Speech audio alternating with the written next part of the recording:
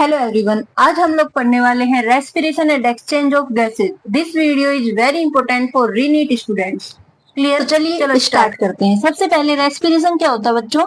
Taking O2 and releasing CO2। किस लिए? ATP बनाने के लिए। जो ऑक्सीजन अपन लेंगे अपने अंदर जाकर वो कैटाबोलिक रिएक्शंस कराएगी जिससे एटीपी बनेगी। इसको रेस्पिरेशन कहा जाता है। ठीक है। एक्सटर्नल और इंटरनल दो प्रकार की होती है। एक्सटर्नल जो होती है वो लंग्स और ब्लड के बीच में जो गैसेज होता है इनका एक्सचेंज होता है, जबकि इंटरनल जो होती है ब्लड और बॉडी टिश्यूज के बीच में गैसेज का एक्सचेंज होता है। यहाँ तक क्लियर? आगे देखिए पार्ट्स देखो। अब मतलब रेस्पिरेशन में कौन से पार्ट्स आते हैं? नोस्ट्रिल अपने नाक वाला area, nasal cavity, pharynx, लैरिंग्स, trachea, bronchi, bronchioles, मतलब ये इसका सीक्वेंस है ना। आगे देखिए नेजल कैविटी जो होती है क्या करेगी? जो भी एयर जाएगी उसको फिल्टर करेगी, उसको थोड़ी नमी पहुंचाएगी। ठीक है ना। लैरिंग्स जो होता है वॉइस बॉक्स होता है। ट्रैकिया जो होती है विंड पाइप होती है, सबको पता है। ब्रोंकाई जो होती है ये एयर्स को लंग्स तक लेके जाती है। ब्रोंक्यूल जो होती है, ठीक है। उसके बाद एल्वियोली। एल्वियोली जो होती है यहाँ पर मेन गैसेस एक्सचेंज होता है। कहाँ पर? एल्वियोली के अंदर। इसके अंदर टीनी एयर सैक्स होते हैं। ठीक है। रिच ब्लड सप्लाई होती है। वेरी थिन वॉल होती है इसकी एल्वियोली की, और लार्ज सरफेस एरिया होता है 70 से 80 मीटर स्क्वायर। यहाँ तक clear?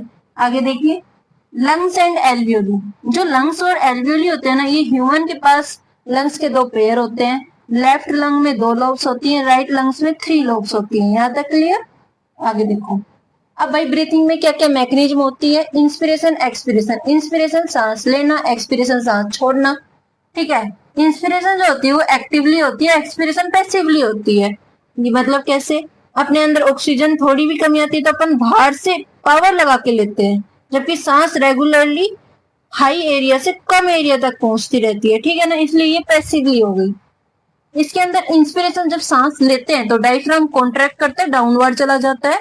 External intercostal muscles contract करती हैं, थोरेसिक वॉल्यूम बढ़ जाती है, थोरेसिक वॉल्यूम बढ़ जाती है, प्रेशर कम हो जाता है और एयर जो होती है वो लंग्स के अंदर एंटर कर जाती है। ठीक है, ये इसका सीक्वेंस है।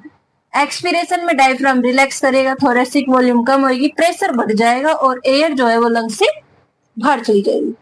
ठीक है, फोर्सफुली बाहर जाएगी।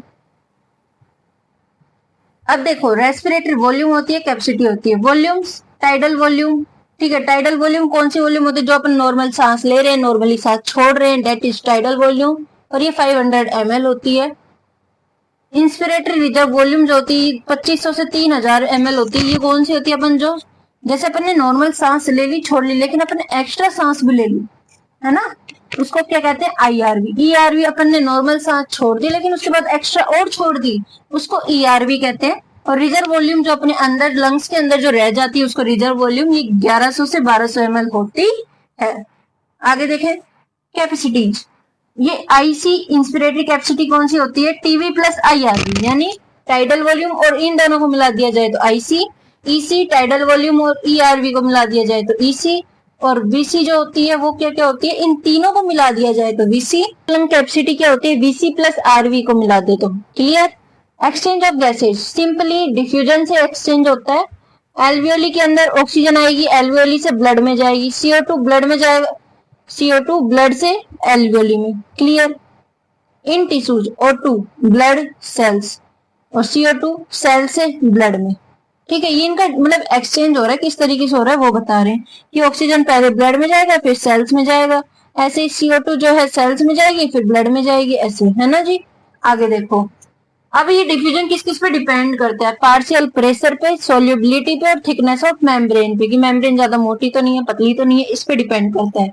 ओके, आगे देखो transport of gases. Oxygen transport 97% oxy haemoglobin की फॉर्म में ऑक्सीजन ट्रांसपोर्ट होती है, 3% प्लाज्मा की फॉर्म में ये इनकी रिएक्शन बनती है। CO2 ट्रांसपोर्ट 70% बाइकार्बोनेट में और 20 से 25 कार्ब अमीनो हीमोग्लोबिन और 7% प्लाज्मा की फॉर्म में। इंपॉर्टेंट है, इन चीजों को अच्छे से याद करना, इसको अच्छे से याद कर लेना। ठीक है, और regulation of respiration. Control centre कौन से होते हैं? रेस्पिरेटरी रिदम सेंटर और पोन्स। ठीक है, पोन्स अपने ब्रेन में होते हैं ना ऊपर। मेन स्टिम्यूल्स क्या होते हैं? CO2 कंसंट्रेशन बढ़ जाती है।